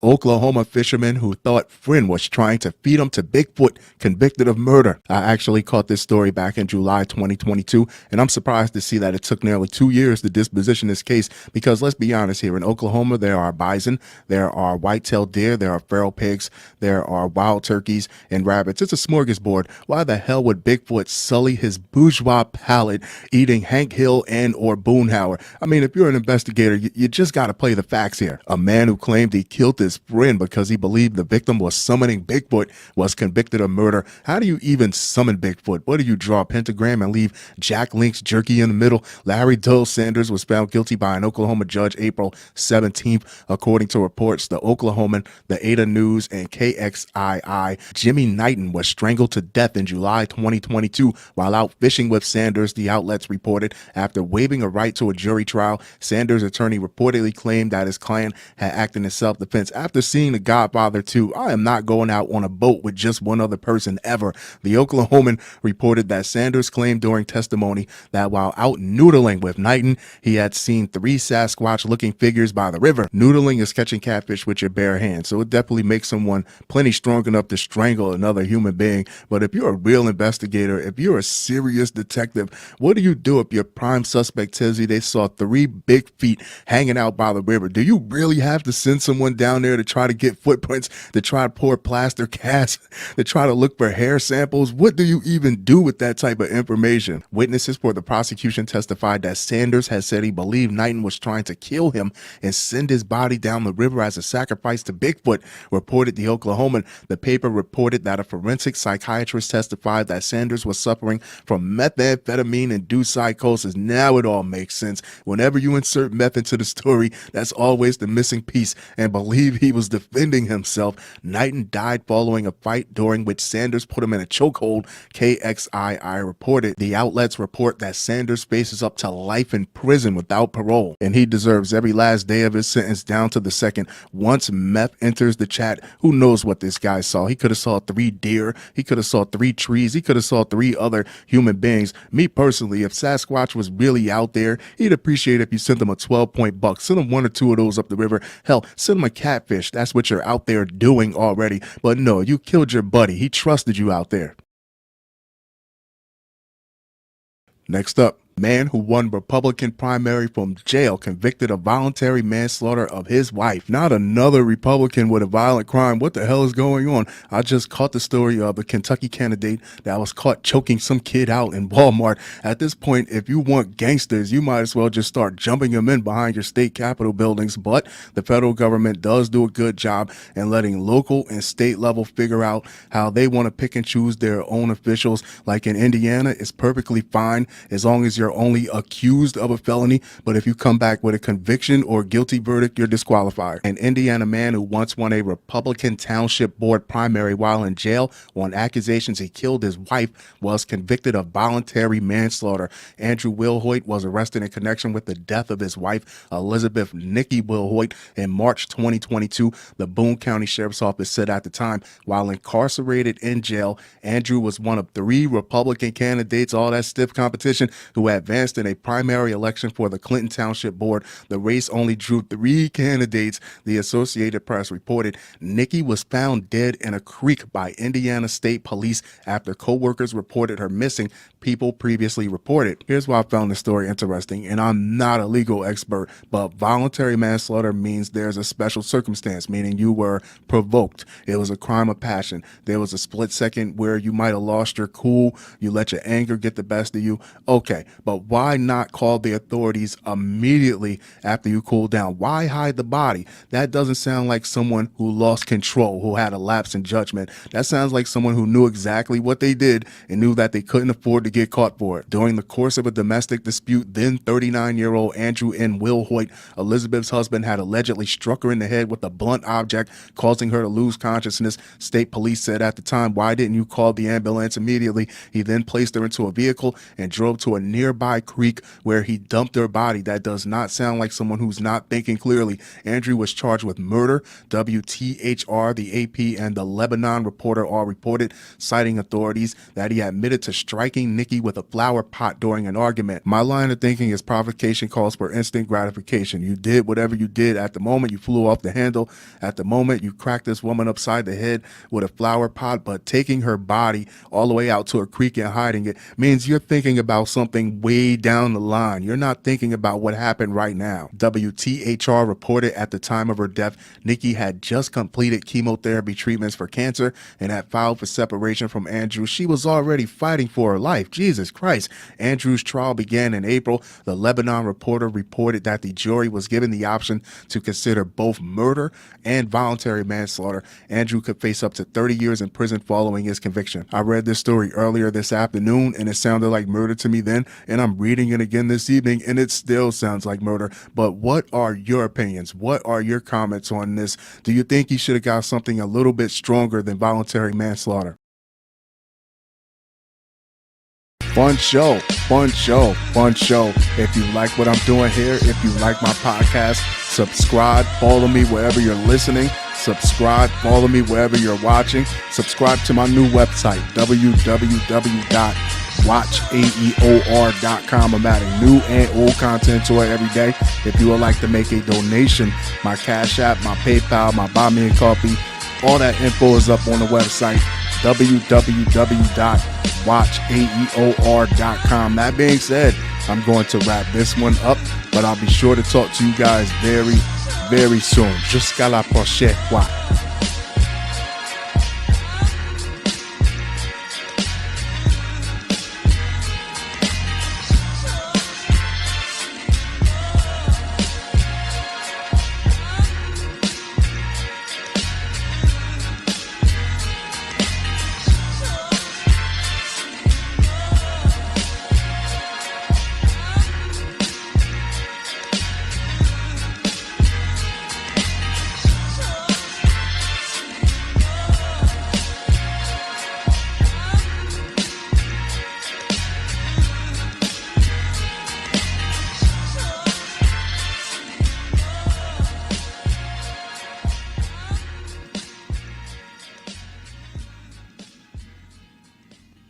I would have loved to see the look on the investigator's face when this man said Bigfoot, 3 big 5, 3 big feet, 3 big feet, 3 big feet were hanging out by the river.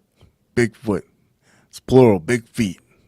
Not another Republican with a violent crime. I just caught the story of the Northern Kentucky candidate that was caught choking this child out in Walmart. At this point, if you want gangsters, you might as well just start jumping them in behind each and every state capitol building. But the federal government does a very good job in letting local and state pick and choose how they want to elect their own officials. Like in this case, especially regarding felonies, like in this case, Indiana, it's perfectly fine for someone to run for office as long as they're only being accused of a felony. But if you come back with a conviction or if you come back with a guilty verdict, you're disqualified. April 17th, 2024, Halfcast 526, episode 526. Let's go. Of course, I have a few things to share with you guys. An evening of reflection.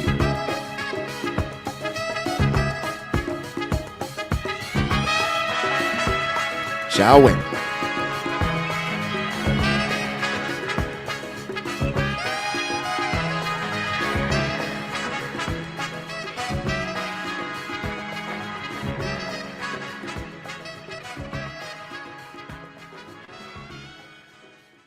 Trio poses as women on dating apps, robs male victims. Anything but a job, huh? It makes me ask the question because out of all of these setup stories, there's always some soft in the head young girl to help reel the guys in, and then the goons are coming afterward. In most cases, the girl doesn't even have to show her face, but there was no girl this time. So what were you fellas telling this guy what is going to be in that paperwork? What conversations were you having with these men that had them so turned on they ran headfirst into a stick-up? And why were you comfortable doing this? 2 men and a juvenile, 2.5 men, are accused of posing as a woman on a dating site with the intent to rob the men they met up with. A man on the dating site got quite a surprise when he thought he was going to meet a woman, but instead met Travarius Parham of Eads and Cameron Scruggs of Memphis. There was also a juvenile at the scene who police say was involved. He set up a date on a dating site, and 3 young men came to his residence and robbed him at gunpoint. Hardeman County Sheriff John Doolin said Doolin and his team responded to the call, and he said it didn't take long for him to figure out what was going on. In the post-catfish era, we are all supposed to be well aware of this, but it's still very easy for someone to post a picture of a beautiful woman, have a certain conversation. We know what type of conversation they were having. They weren't talking about meeting up, holding hands, and taking a long walk on the beach. They were talking about having nasty sex with each other, these guys, and it was more than enough for someone to drop their addy. No, we're not going to meet in a public place first. I need you to come straight to my crib. We developed some suspects pretty quick and set up a little operation, and the operation turned out successful. Well, they're stupid, so it wasn't like you really needed your big guns on the case, Doolin said. Within a day, the alleged robbers set up another date at the Bolivar Inn Motel. It sounds like a death trap, but little did they know that what was supposed to be an unsuspecting victim was onto them. Doolin told WREG his department made an account and arranged a date with the men. When the trio arrived, police say they arrived with masks, hoodies, and guns. They were all taken into custody. Parham and Scruggs are facing multiple charges, including aggravated robbery, tampering with evidence, and possession of a firearm to commit a felony. The bond for each alleged participant is set at $200,000. The Hardeman County Sheriff's Office is also searching for other possible victims. You know there are some. They ask that anyone with information contact them immediately. Oh, I'm positive there's more victims out there, because never underestimate the ability for a man to chase his penis. But who's going to swallow their pride and come forward and tell the authorities they were seduced by 3 guys? Next up, customer pulls gun on Burger King worker who refused drugs as payment. That's why they tell you don't get high on your own supply. How strong were those drugs that had you so cooked you felt they should be accepted in the same place as Visa, MasterCard, and American Express? A jury has convicted a man accused of threatening a Burger King worker who refused drugs as payment. Colorado prosecutors say these restaurant employees get more action than real police. I'm telling you. Eugene Robertson, 40, was found guilty on multiple counts, including 8 counts of attempted murder and 2 counts of reckless endangerment in relation to a 2022 crime spree, the 18th Judicial District Attorney's Office said in an April 18th news release. I can't imagine how traumatized these victims were, not knowing whether the defendant would pull the trigger while pointing a gun at them, District Attorney John Kellner said in the release. Robertson ordered food at an Aurora Burger King at about 11 p.m. October 17, 2022, but when he pulled up to the drive-thru window, he tried to pay for his meal with drugs, prosecutors said. I can't imagine being the one working the window that Monday night when that guy pulls up and immediately makes you regret not quitting when you said you were going to quit. It's a sad truth. Working fast food has become just as dangerous as being a beat cop. You're back there in a confined space just waiting for someone to come pick you off like a sitting duck. The worker declined the payment, and Robertson pulled out a gun and pointed it at the employee before driving away. Prosecutors said afterward, prosecutors said a worker at a 7-Eleven across the street called 911 after a man later identified as Robertson pointed a gun at his head. I'm starting to see a pattern here. When When Robertson noticed a TV screen displaying surveillance video, prosecutors said he shot the screen before leaving the store. In the 7-Eleven parking lot, prosecutors said witnesses reported seeing a man, also identified as Robertson, shooting toward a man and his girlfriend who were not injured. Another 911 call came into Aurora police shortly after midnight, prosecutors said. And I want to be very clear when I say I think that Burger King employee was very composed in the face of someone who wasn't composed at all.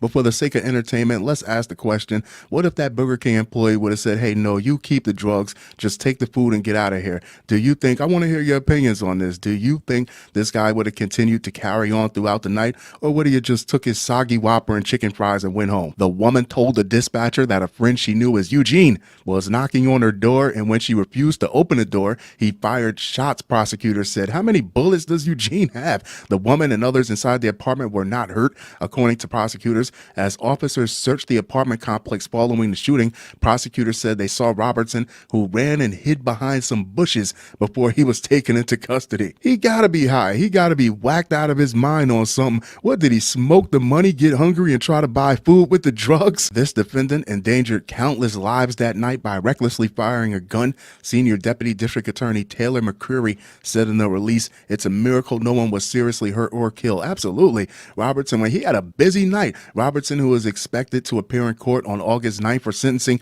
could potentially face more than 400 years in prison. I'm sorry. Prosecutors said the United States is only 248 years old. How can you be facing an America and a half? There you have it, kids. Eugene Robertson. Next time, grab a Snickers.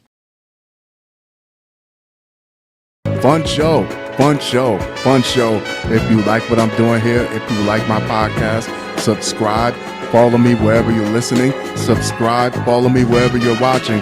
Follow me on my new website, www.watchaeor.com. I'm adding new and old content to it every day. If you would like to make a donation, my Cash App, my PayPal, my Buy Me a Coffee, all that info is up on the website, www.watchaeor.com. That being said, I'm going to wrap this one up, but I'll be sure to talk to you guys very, very soon. Jusqu'à la prochaine fois.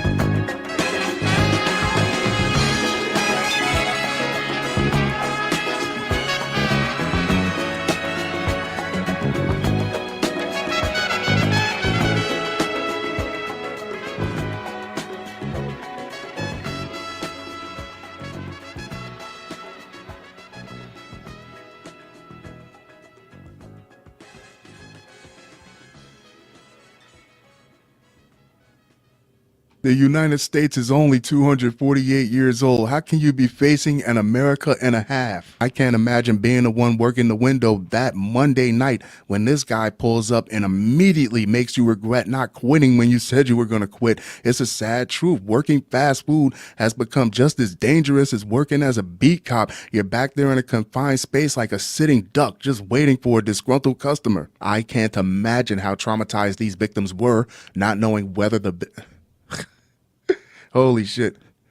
I can't imagine how traumatized these victims were, not knowing whether I can't imagine how traumatized these victims were, not knowing whether the defendant would put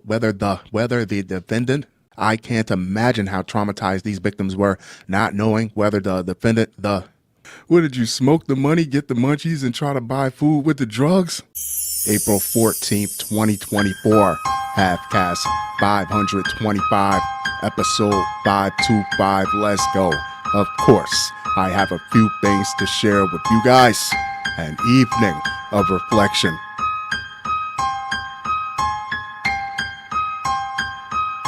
Shall we?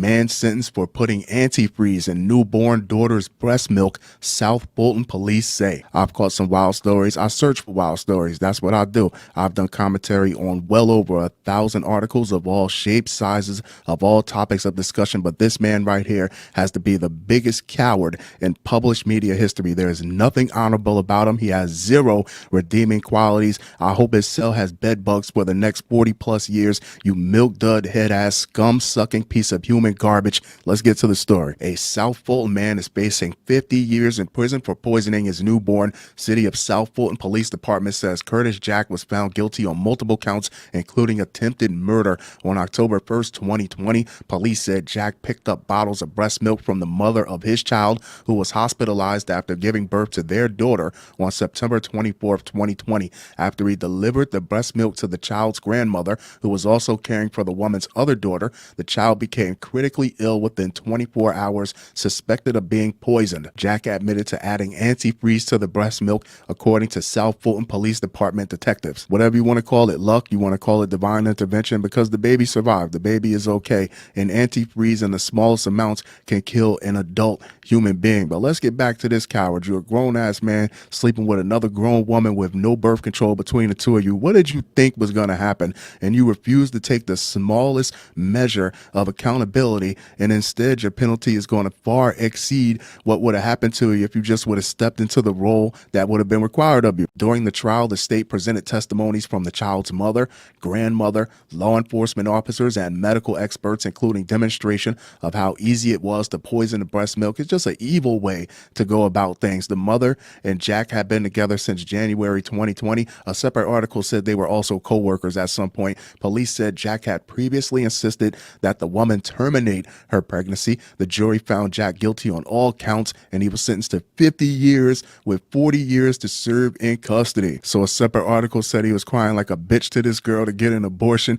which is her choice to get one or not. And this is what you do when a baby drops, because you don't want to take responsibility. You don't want to pay child support or whatever role that you might have to step into. You were better off drinking the antifreeze yourself. SFPD gave a special thanks to Fulton County District Attorney Fannie Willis and the Fulton County District Attorney's Office for getting justice for the victim and her mother. There you have it, kids. Curtis Jack. Gutless, spineless Curtis Jack. I'm actually fascinated that I can still find these type of stories. He really raised the bar. I'm going to have to up my search game.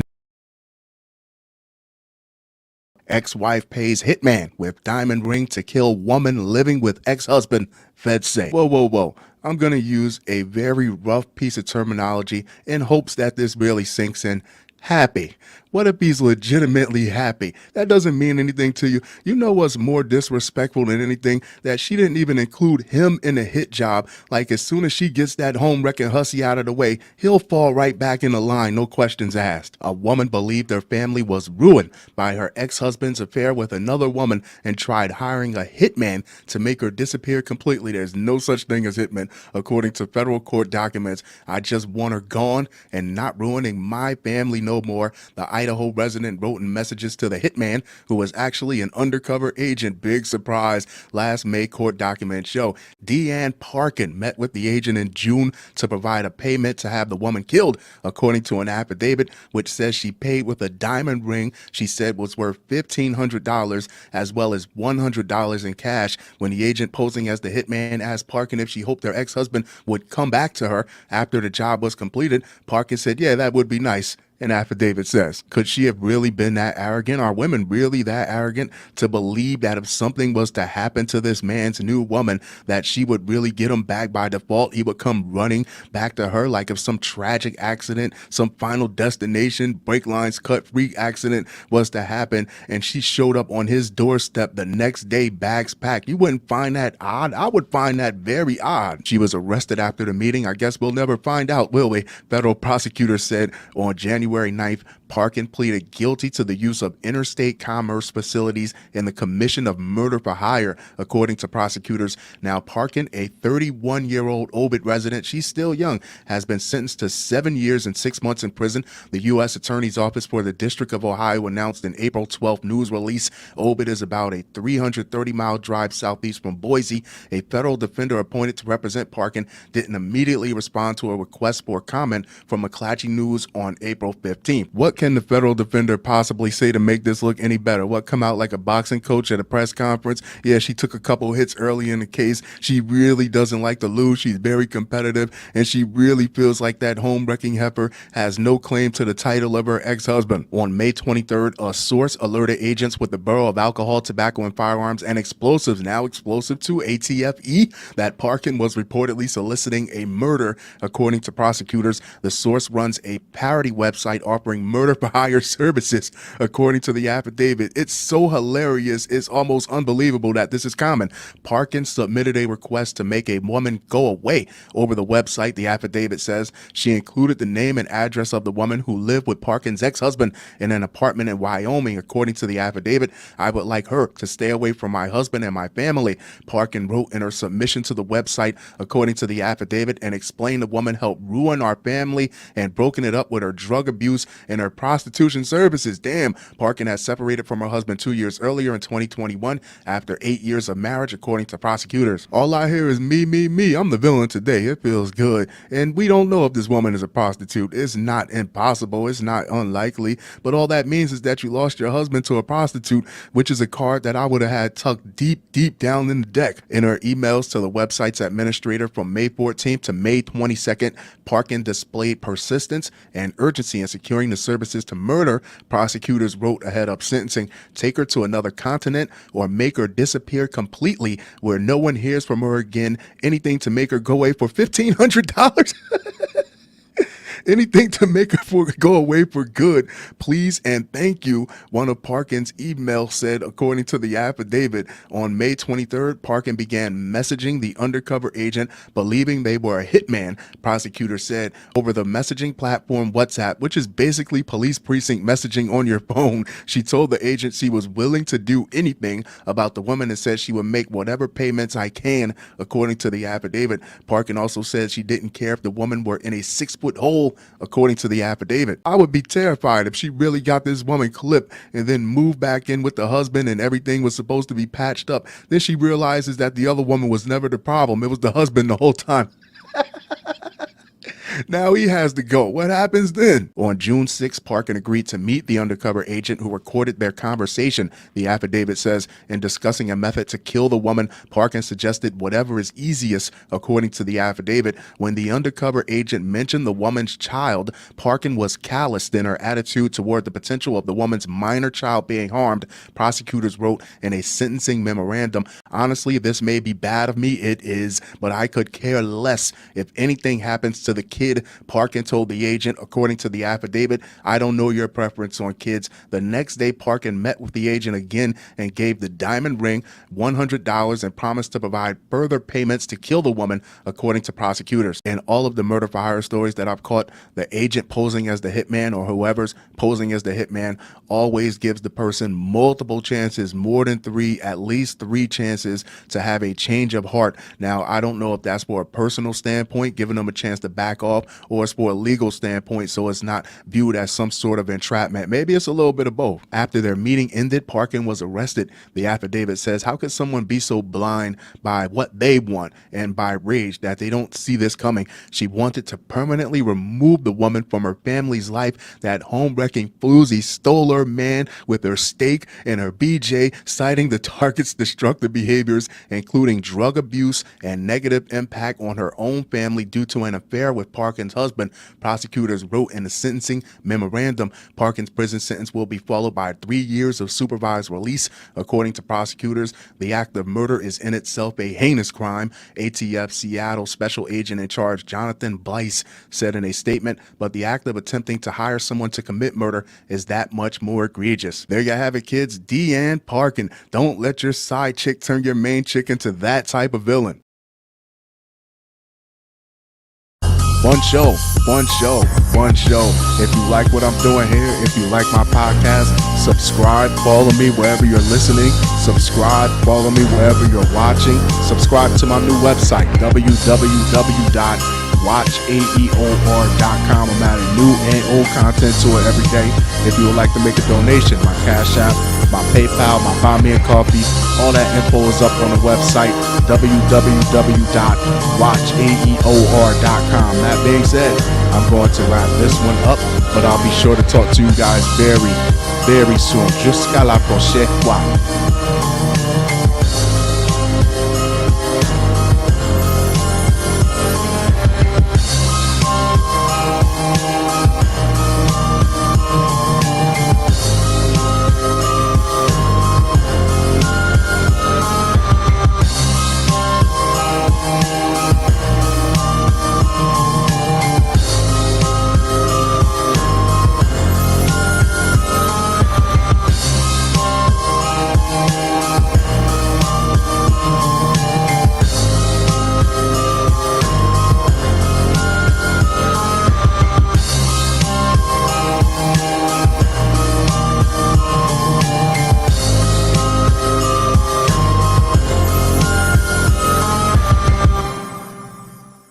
What if the husband likes it like that? What if, God forbid, what if the husband is actually happy?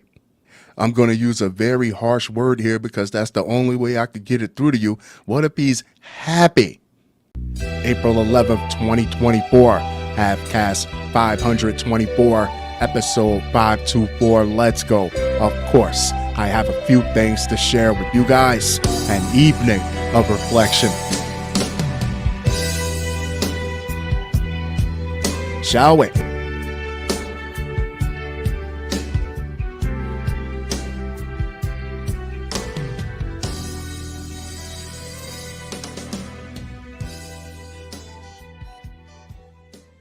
Office manager stole $8.5 million and splurged on shopping sprees, plastic surgery, feds say. I find it fascinating how these people steal this money and then the very first thing they do is go buy tangible goods or services where you can tell they came into a very large sum of money very recently. Like you were only ugly when you went out on vacation. Then you let them play in your face. You come back looking like a baboon, or you left on a Friday. You come back on Monday with a get.